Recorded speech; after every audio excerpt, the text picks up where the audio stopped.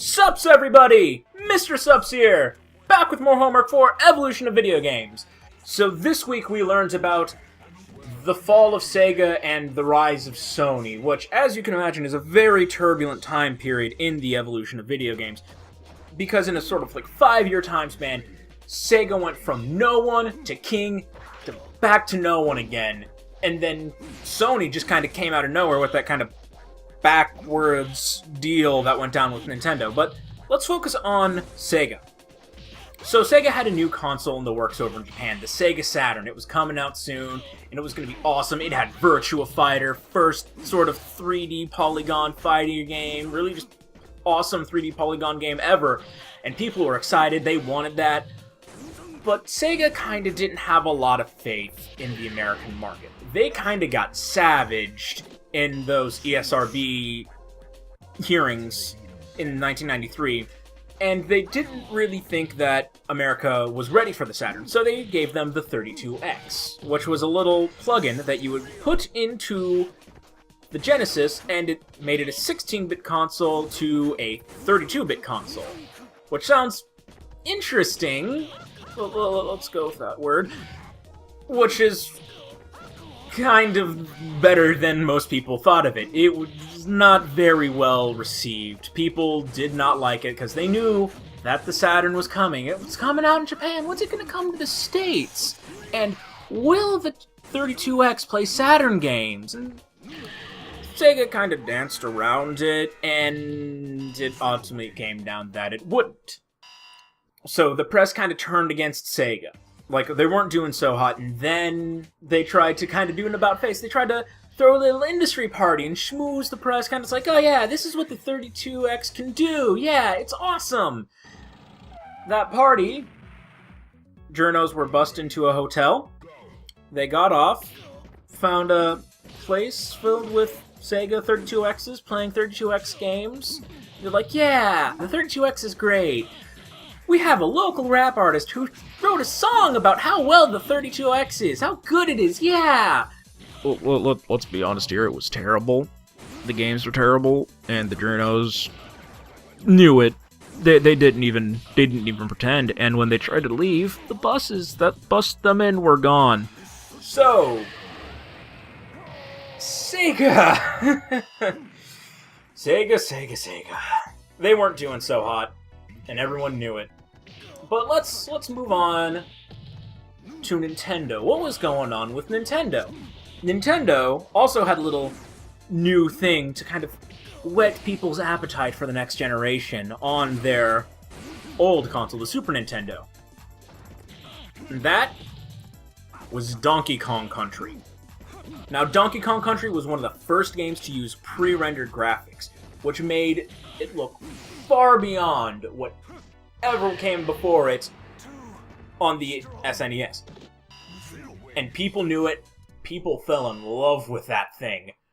Donkey Kong Country sold like gangbusters, and when people look back on the SNES Genesis kind of war that was happening, they'll say that Nintendo won, but it was always close. In it, Donkey Kong Country was what secured the win, let's be honest, for Nintendo. And when they announced Donkey Kong Country and they kind of sold it, they said, this is what the games on our new system are going to be like, but they're going to look even better. And that system was the Ultra 64. And if you kind of scratching your head with the Ultra bit, that's because that was the original name before it got delayed. There was some issues going on with it, and it ultimately was pushed back another year, which ultimately proved good, but it kind of put Nintendo in a rough spot. But the old master, Gunpei Yokoi, who made the NES, who made the Game Boy what they were, he was working on a little something called the Virtual Boy. Now, I can kind of feel some people cringe just hearing that name, because we all know the Virtual Boy was a complete disaster. But why was that? Well, it was also kind of rushed to market. There was a lot of things wrong with it. Gunpei Yokoi, he knew this, and he wanted to make it so much better. He wanted it to actually fit on people's heads, but it was too heavy. But he could make it lighter with just time.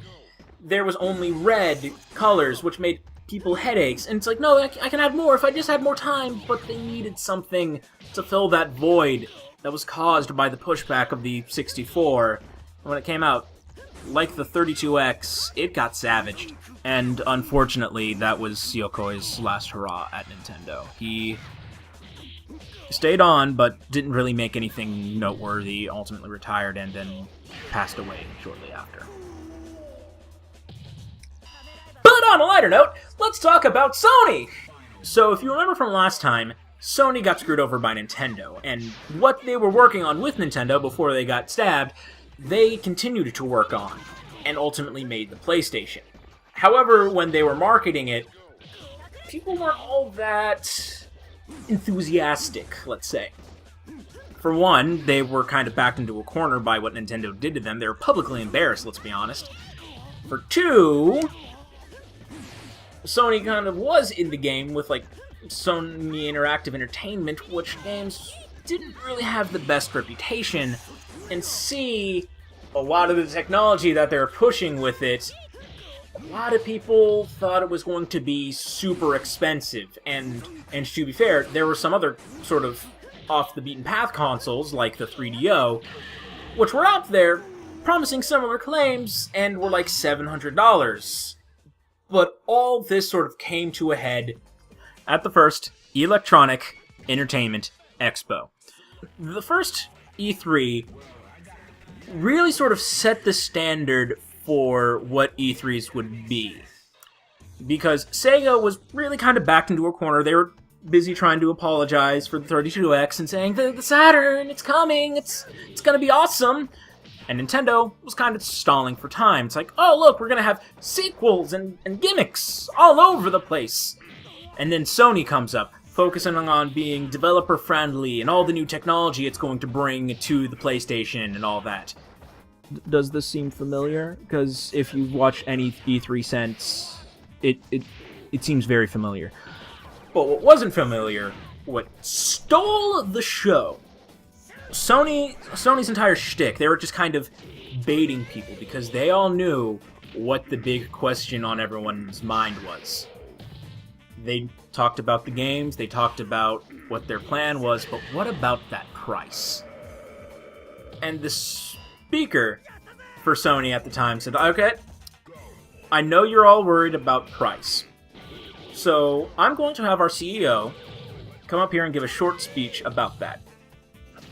The CEO at the time walks up on stage, throws a little note, just leans into the microphone, and says, $299, and leaves. Crowd goes ballistic. Sony wins, let's be honest, E3. And then the evolution continues in the next. Or the evolution can continue with this week's discussion. So, lurching off the theme of Sega's just fall from grace, we were supposed to go and kind of look at a company which has done something similar.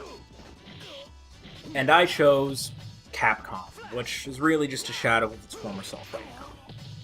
There are a lot of articles and a lot of news floating around of how Capcom's bank account is not doing so well, and how they're trying to make these sort of like desperate ploys for like mobile and download only. It's not looking good for Capcom right now, and it's very saddening because a lot of people really love Capcom. That's why I'm playing Street Fighter 3 right now. Not because it's thematic, well it is thematic, but because I love that game. Because I also love Mega Man, and just Street Fighter as a whole, and just games from Capcom, really. They're great, but right now they're not. They're not.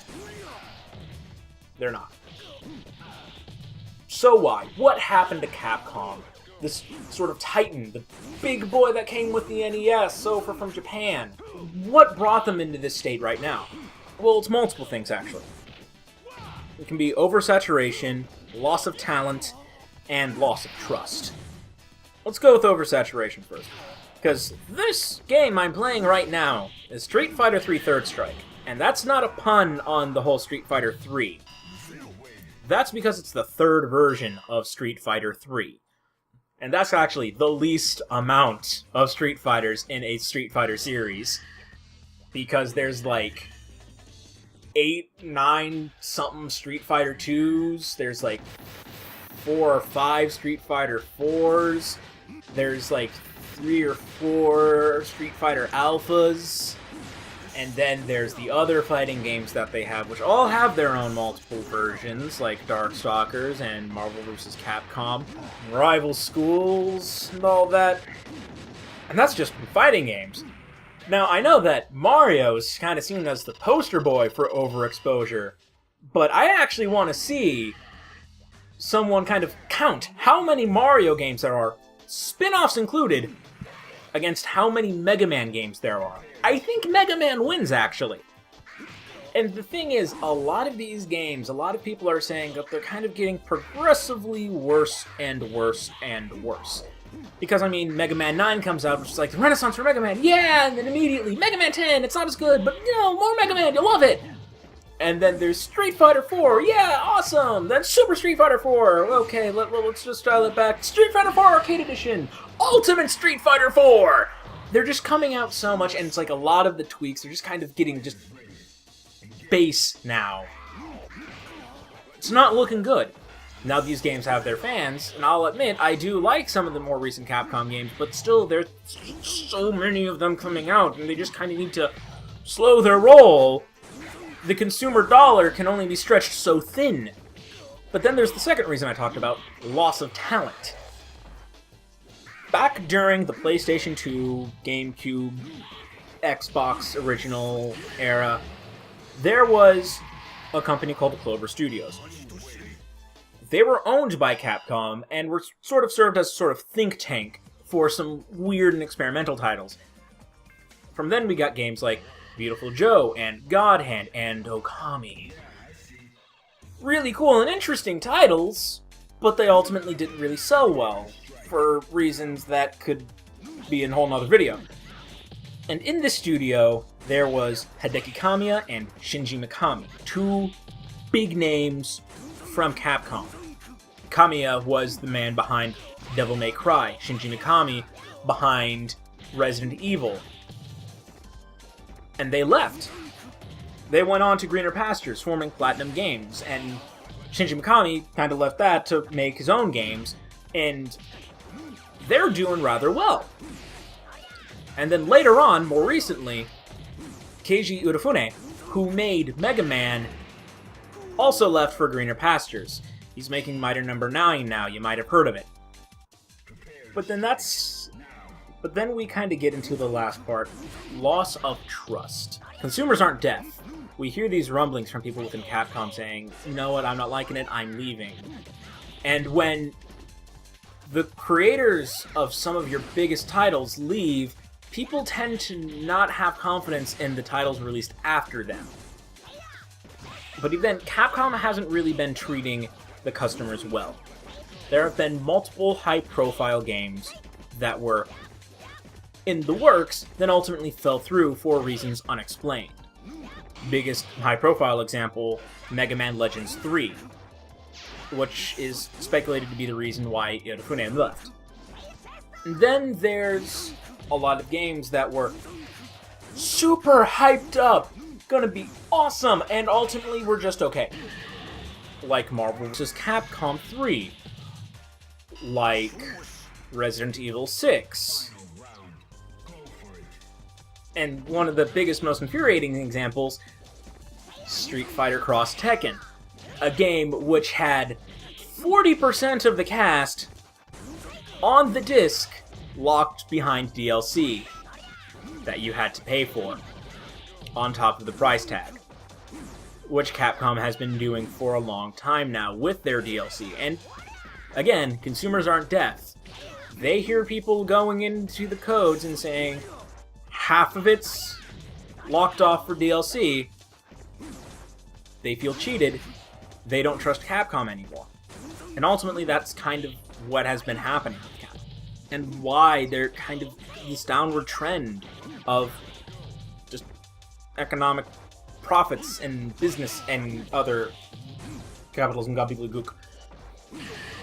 Now, I sincerely hope Capcom can make a recovery.